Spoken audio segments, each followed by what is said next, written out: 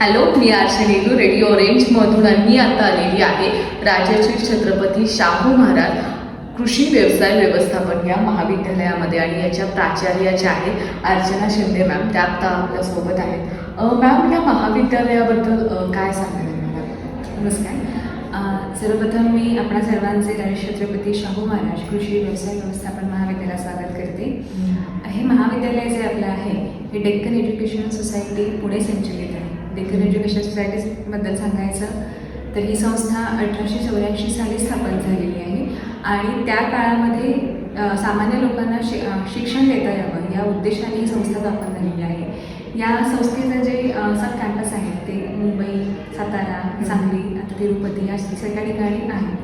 तर यातल्या ज्या सांगली कॅम्पसमध्ये सध्या आपण आहोत, हे कॅम्पसमध्ये या संस्थेमध्ये बऱ्याच अभ्यासक्रमांमध्ये शिक्षण दिलं जातं, परंतु कृषीशी रिलेटेड एकही अभ्यासक्रम ह्या संस्थेमध्ये नव्हता. याची थोडी जाणीव घेऊन या संस्थेने कृषीशी रिलेटेड शिक्षण देणारं एखादं महाविद्यालय आपल्याकडे असावं या उद्देशाने या महाविद्यालयाची स्थापना केली. या महाविद्यालयाची स्थापना करताना या संस्थेचे प्रथम अध्यक्ष आहेत राजर्षी छत्रपती शाहू महाराज, तर यांचं नाव या महाविद्यालयाला देण्याचंही निश्चित करण्यात आले आणि याच्यातूनच पुढे 2009 साली राजर्षी छत्रपती शाहू महाराज कृषी व्यवसाय व्यवस्थापन महाविद्यालय या महाविद्यालयाची स्थापना झाली. हे महाविद्यालय आपलं जे आहे ते महात्मा फुले कृषी विद्यापीठ राहुरी आहे यांच्याशी संलग्न आहे. तर MPKV राहुरीबद्दल तर वेगळं सांगण्याचं काही नाही आहे. कृषीचं शिक्षण असू दे, कृषी संशोधन असू दे किंवा त्याचा प्रचार प्रसार असू दे, यामध्ये सगळ्यात अग्रेसर जर कुठलं महाराष्ट्रामध्ये विद्यापीठ असेल तर ते आपलं राहुरी विद्यापीठ आहे. आणि या राहुरी विद्यापीठाचे जे सध्याचे कुलगुरू आहेत माननीय श्री प्रशांत कुमार पाटील सर, तर ते सुद्धा आपल्या सांगली जिल्ह्याचे सुपुत्र आहेत. त्यामुळे या सांगली जिल्ह्यामध्ये अशा प्रकारचं कृषीशी रिलेटेड शिक्षण देणारं महाविद्यालय आपलं आहे, याबद्दल मला अभिमान आहेच. हे जे आपलं महाविद्यालय आहे याच्यामध्ये आपण कृषी व्यवसाय व्यवस्थापन या अभ्यासक्रम शिकवला जातो. हा अभ्यासक्रम आहे तो कृषीशी रिलेटेड जे काही व्यवसाय आपण करतो त्यासाठी लागणारं तांत्रिक शिक्षण असेल किंवा त्यासाठी लागणारा अनुभव असेल, हे देण्यासाठी आपण या अभ्यासक्रमाची रचना करण्यात आलेली होती. आणि हा अभ्यासक्रम जो आहे कृषी व्यवसाय व्यवस्थापन हा घेतल्यानंतर किंवा ॲडमिशन सगळं झाल्यानंतर पुढे फ्युचरमध्ये त्यांना काय फायदा होऊ शकतो, कोणकोणत्या फील्डमध्ये ते जाऊ शकतात, याबद्दल काय सांगा? कृषी व्यवसाय व्यवस्थापन हा जो अभ्यासक्रम आहे ह्या मुळातच याची रचना केली गेलेली आहे ती या क्षेत्रातनं जेव्हा शिक्षण घेऊन तुम्ही पुढे जाल त्यावेळेला तुम्ही स्वतःचा काहीतरी व्यवसाय करू शकाल या उद्देशाने याची रचना केलेली आहे. त्यामुळे मुळात तर याचा जो उद्देश आहे तो मुलांनी बाहेर पडून स्वतःचा काहीतरी व्यवसाय सुरू करावा हाच आहे. त्यामुळे या क्षेत्रातनं या अभ्यासक्रमातनं शिकून बाहेर पडलेल्या मुलांनी स्वतःचा व्यवसाय सुरू करून त्याद्वारे स्वतः नोकरी मागण्याऐवजी दुसऱ्यांना आपण नोकरी कसे देऊ शकू याचा विचार करणं जास्त महत्त्वाचं आहे. परंतु याच्याशिवाय आपण वेगवेगळ्या क्षेत्रामध्ये संधी आपल्याला उपलब्ध आहेत. जसे की तुम्ही शेतीशी लागणाऱ्या वेगवेगळ्या निविष्ठा आहेत, इनपुट्स आहेत, त्याच्यामध्ये काम करू शकता. शेतीसाठी लागणारं खतं, बी बियाण्यासाठी तुम्ही कृषी सेवा केंद्र ठेवू शकता. नर्सरी आहे, तुम्ही नर्सरीचा व्यवसाय म्हणून सुरू करू शकता.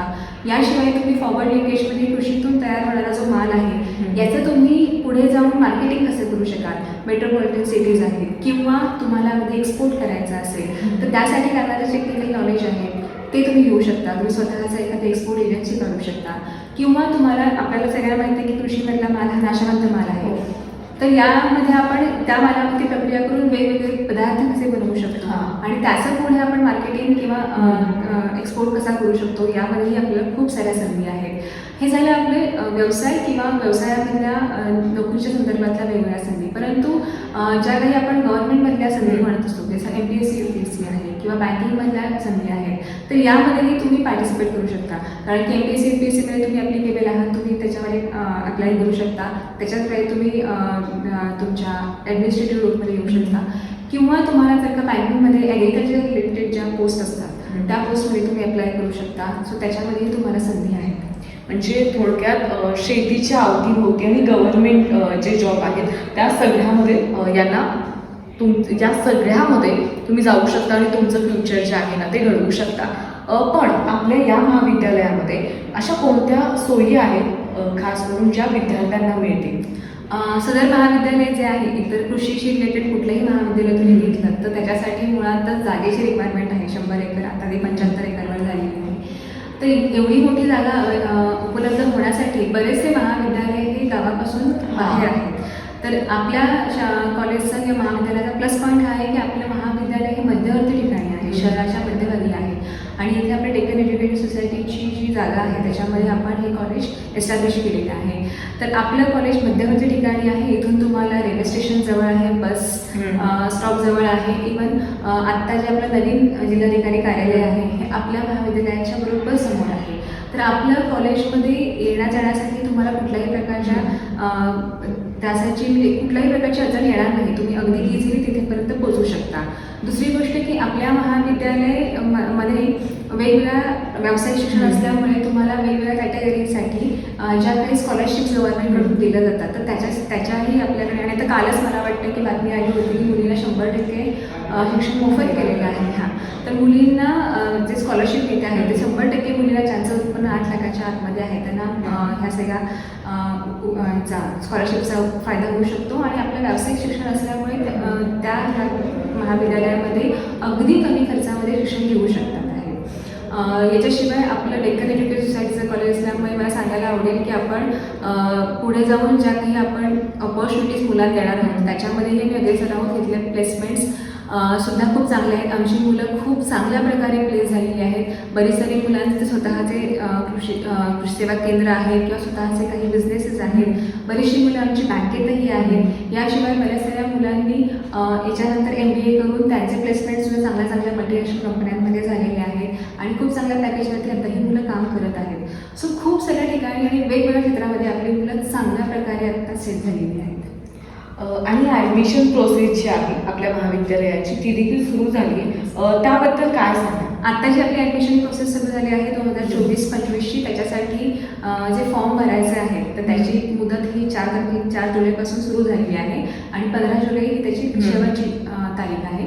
तर 4 ते 15 जुलै यामध्ये आपल्या फॉर्म भरायचं चालू आहे. आत्ताही आपल्याकडे आपण महाविद्यालयामध्ये फॉर्म भरण्याच्या सुविधा उपलब्ध करून दिलेल्या आहेत.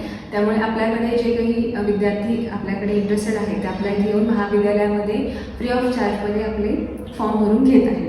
तर ज्यांना कोणाला या ABM कॉलेजमध्ये ॲडमिशन घ्यायची इच्छा असेल किंवा त्या संदर्भात कुठल्याही शंका असतील तर त्यासाठी तुम्ही खाली दिलेल्या नंबरवरती महाविद्यालयाशी संपर्क साधू शकता. आणि नक्कीच या एवढ्या चर्चा केल्यानंतर एक गोष्ट मला कळाली की शेती जी आहे बरेच लोक करतात पण ती चांगल्या पद्धतीने आणि त्याच्यासोबतच आपण बिझनेस करू शकतो आणि त्यानंतर एक श्रीमंत शेतकरी जो आहे तो प्रत्येकाला बघायला मिळेल आणि तो तुम्ही देखील असू शकता. त्यामुळे लवकरात लवकर महाविद्यालयाला संपर्क साधा आणि तुमचं फ्युचर जे आहे ना ते आणखी थोडंसं चांगलं बनवा. Thank you so much. Thank you ma'am.